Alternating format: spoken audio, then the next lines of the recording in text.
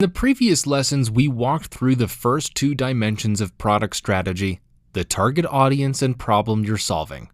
We went through how the bullseye approach to target audience and the outcome motivation gap approach for problem you're solving help you more deeply understand these strategic dimensions, which subsequently helps you create more resonant features. In this lesson, we'll walk through the third dimension of product strategy, value proposition. A value proposition explains how your product adds value to its target customers. The common surface-level understanding of how to describe your value proposition is to describe it in a single, high-level statement. The problem with doing so can be described through a photo compression analogy. When you take a high-definition photo with lots of detail and attempt to compress it into a much smaller image, you lose a lot of details and nuance in the process.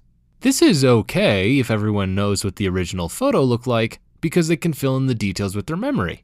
However, for a new person who's never seen the original photo, they have to interpret what those details might have been, sometimes erroneously. Similarly, products can have a fair amount of nuance in their value proposition. When you attempt to compress it all into a single value statement, you lose a lot of that nuance in the process. This causes people's understanding of the value proposition to become more vague. People who don't already have a clear understanding of the value proposition may misinterpret some of the details. This can manifest in problems like mid-project disagreements, where people disagree on what exactly the value proposition is. With a less focused view on what exactly you're trying to deliver, you ultimately end up with a less focused product. In addition, you have less compelling differentiation relative to the competition, resulting in a non-needle-moving product outcome. Take, for example, Substack's value proposition, a platform for independent writing. On the surface, it seems to clearly articulate what Substack should be. However, it ends up leaving a lot up to interpretation. For example, a platform for independent writing could mean that Substack focuses entirely on making the experience of writing easier. An unaligned team could easily interpret this high-level value proposition to mean that they should be building beautiful, intuitive writing software with tools that help writers edit better. However, in reality, Substack does more than just make the writing process itself easier. In fact, a large part of its value proposition is actually focused on supporting the writer outside of the writing process. If Substack didn't clarify this, their team may have been confused on why they were spending so many resources on initiatives that didn't directly improve the writing process for writers. This could then have resulted in lots of time expended on solving mid-project alignment questions. To reduce this possibility of misinterpretation and misalignment, you need to go to the next level of depth in understanding and communicating your value proposition. Do this by articulating your value proposition as a collection of sub-benefits. Sub-benefits are the distinct individual benefits that your product provides. Combined, these sub-benefits make up your value proposition.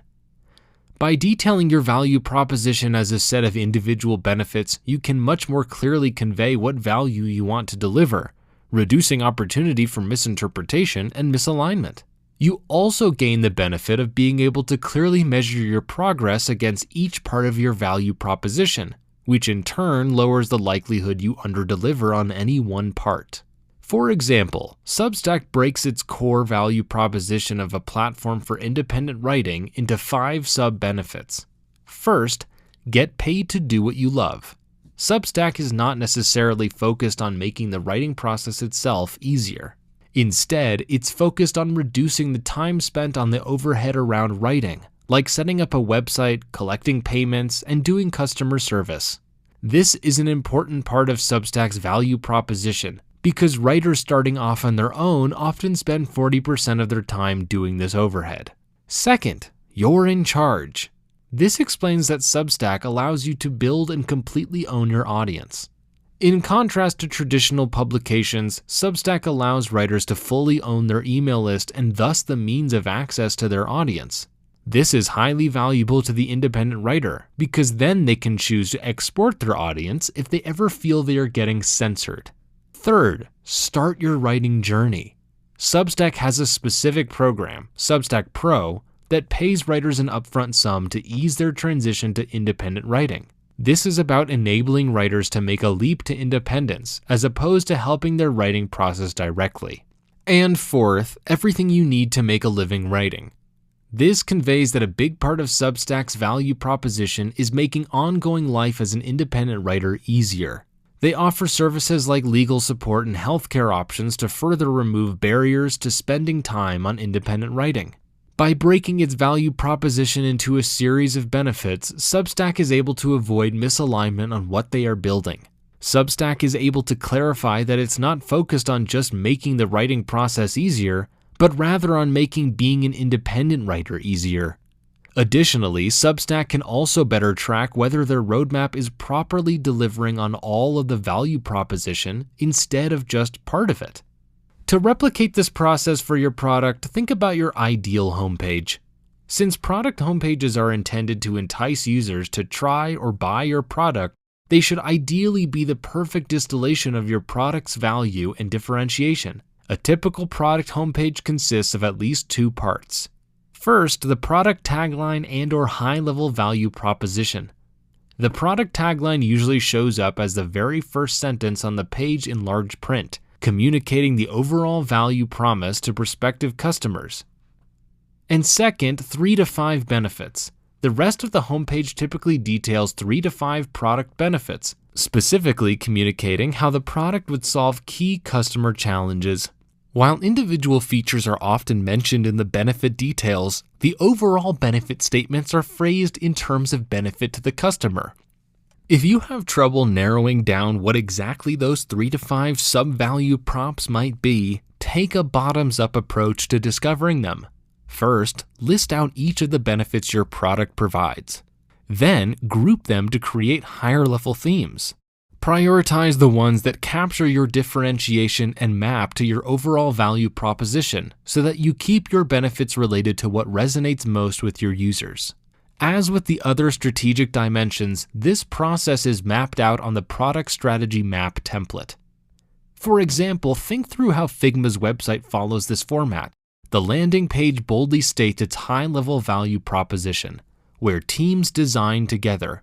Figma helps teams create, test, and ship better designs from start to finish. Then, underneath, Figma's value proposition is broken up into its key sub-benefits. Brainstorm and workshop ideas together in FigJam, to explain how they help teams design together through live digital whiteboarding with live audio. Design without silos, to also clarify that teams design together means cross-functional collaboration, not just intra-design teams. Test and gather feedback, to explain that ship better designs from start to finish means having strong prototyping and design iteration features. And share a common language, to clarify that teams design together also means a more efficient collaboration process via features like shared digital libraries. In this process of brainstorming your key 3 to 5 benefits, a common mistake is to create a laundry list of features. This is problematic because it limits your thinking on what you'll develop. If your value proposition is just your feature list, all you'll do is try to incrementally improve that feature. Your goal as a PM is to enhance user benefits, and features are simply a vehicle for doing so.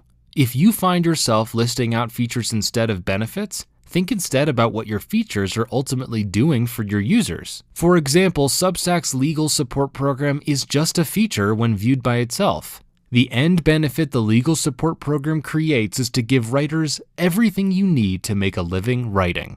In summary, high-level value propositions often leave too much room for interpretation, which leads to product disagreements and less focused implementation of your key benefits. To solve this, use the ideal homepage approach to clarify your high-value proposition as a collection of your most important benefits. In the next lesson, we'll learn how to get a deep understanding of your strategic differentiation.